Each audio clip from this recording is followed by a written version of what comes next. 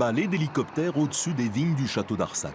Des manœuvres inhabituelles qui viennent troubler le calme dominical. Mais tout a commencé dans la nuit. Plan de vol des parcelles à survoler, force et direction du vent et relevé de température. La bataille peut commencer. Une bataille qui se joue pour quelques dixièmes de degrés près, une menace bien réelle. Les tissus les plus jeunes sont les plus fragiles. Vous avez vraiment ce qu'on appelle l'apex, c'est-à-dire le bourgeon, qui petit à petit va se développer et faire la pousse.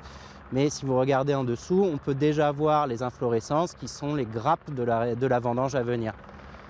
Le vrai problème pour nous, ça serait d'avoir des froids qui détruiraient cette grappe.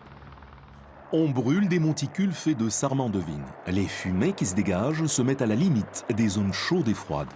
Un repère pour ces pilotes qui essaient de brasser les masses d'air entre 15 et 20 mètres. Le but, ramener de l'air chaud au pied des vignes.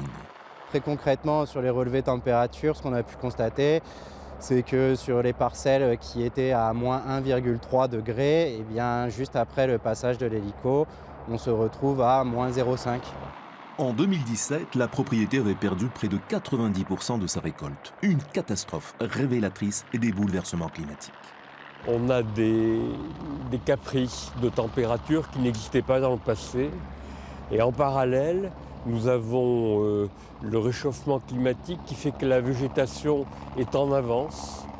Donc les deux se rencontrent et ça crée des catastrophes. Les parcelles sont sauvées aujourd'hui, mais la tension restera extrême jusqu'au sein de glace.